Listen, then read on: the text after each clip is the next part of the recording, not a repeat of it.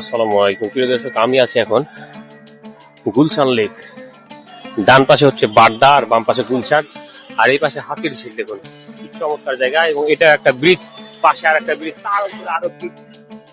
তো ব্রিজে ব্রিজে ভরপুর। আর এটা হচ্ছে গুলশান লেক। এবং কি সুন্দর, ডান পাশে বাড্ডা, বাম পাশে গুলশান।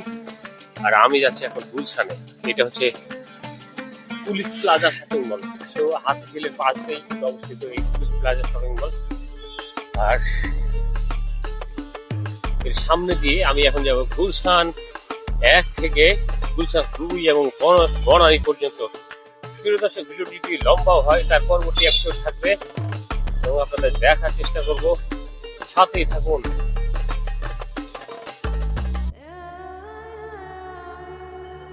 রিক্সাওয়ালাদের কারণে একটু ব্যারিকেড দেওয়া রয়েছে। এটা হচ্ছে গুলশানের এই বিখ্যাত পুলিশ প্লাজা শপিং মল। যেহেতু আমি রংপুর, যেহেতু আমার কোনো ধরাবাধা নিয়মগুলো নেই, উল্টা পুল্টা যাচ্ছি আমি।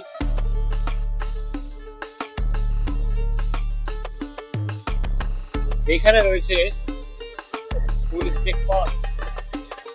যারা চলাচল করবেন গুলশান, আমি আছেন গুলশান 1-এ এবং 1 থেকে 2-এর দিকে যাচ্ছি আমি। আর সামনে রয়েছে গুলশান 1 সার্কেল। তো বুঝতে পারছেন, গুলশান 1 সার্কেল, যেটা গুলশান 1 চত্বর বলা হয়। এবং গুলশানের কিছু বৈশিষ্ট্য আপনাদের না বললেই নয়। এর আগের ভিডিওগুলোতে আমি দেখেছি যে গুলশান কেমন, এবং গুলশানের গাড়ি ঘোড়া কিংবা গুলশানের যে বৈশিষ্ট্য, সেটা আমি এর আগেও আপনাদের সামনে তুলে ধরেছি। প্রিয় দর্শক, গুলশান এমন একটি ভিআইপি এরিয়া যেখানে বাইরের কোনো লোকাল গাড়ি, যেমন বাস, রিক্সা, এগুলো কিন্তু এসব এলাকায় আসে না।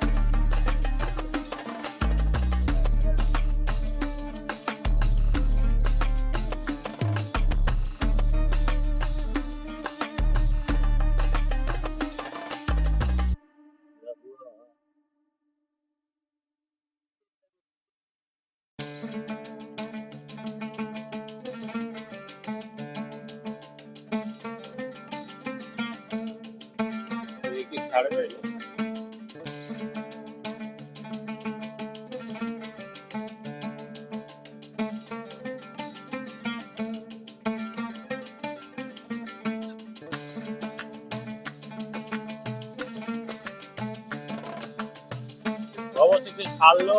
যাই হোক, আমি আছি এখন গুলশান অ্যাভিনিউতে। গুলশান অ্যাভিনিউ ধরে এগোচ্ছি এবং আপনাদের দেখার চেষ্টা করবো যে গুলশান অ্যাভিনিউটা কিরকম। আর হ্যাঁ, একটা কথা বলি নাকি, গুলশান এবং গুলশানের যে আশপাশটা রয়েছে, যেমন বনানী রয়েছে, আর ঠিক পাশেই রয়েছে কড়াইল বস্তি। মানে আপনি হিসাব মিলাতে পারবেন না যে এরকম একটা ভিআইপি রেসিডেন্সিয়াল এরিয়া নামে পরিচিত, বাংলাদেশ সবচেয়ে ব্যয়বহুল এরিয়া, যেখানে সাধারণ মানুষ তো দূরের কথা, আপনি যদি লাখ টাকাও ইনকাম করেন, তারপরে এই গুলশান এবং বনানীতে ভাড়া দিয়ে থেকে বসবাস করা আপনার জন্য একেবারেই অসম্ভব। মানে একটা দুঃস্বপ্নের মতো। আপনি যদি 1 লাখ টাকা ইনকাম করেন, তাহলে আপনার জন্য থাকা খাওয়া একেবারে অসম্ভব হয়ে পড়ে। আর যদি পরিবার নিয়ে থাকেন, তাহলে তো কথাই নেই।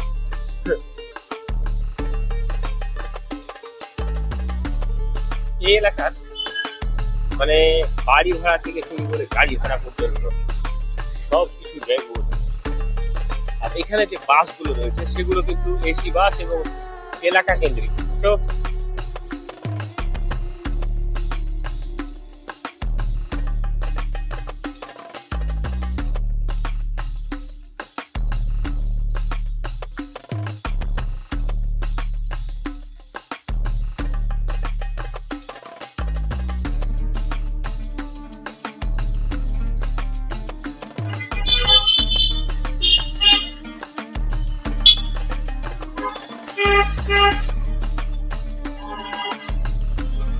আমি এখন আছি গুলশান 1 এক সার্কেলে এখানে একটা বিশাল সিটি কর্পোরেশন মার্কেট ছিল। যারা এক দুই বছর আগে এসেছেন তারা বুঝতে পারবেন, কিন্তু বছর খানেক থেকে এই মার্কেটটি এখন নেই। এই মার্কেট উধাও। এখন বলতে পারেন যে তাহলে মার্কেট গেল কোথায়? মার্কেট ভেঙে নতুন করে বহুতল ভবন নির্মাণ করা হচ্ছে আধুনিক ডিজাইনে, যেটা ছিল ওটা হচ্ছে পুরান ডিজাইন।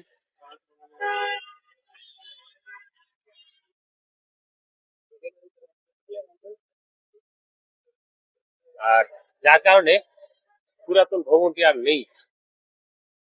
আর এইটা হচ্ছে গুলশান এক সার্কেল। এটা হচ্ছে গুলশান এক সার্কেল। আসলে ছোট এই ছোট্ট জায়গা থেকে একটা বড় সড়ো ভিডিও গেলে পরবর্তী ভিডিওতে সিরিয়াল বাই থাকবে, সবাই দেখার অনুরোধ রইল।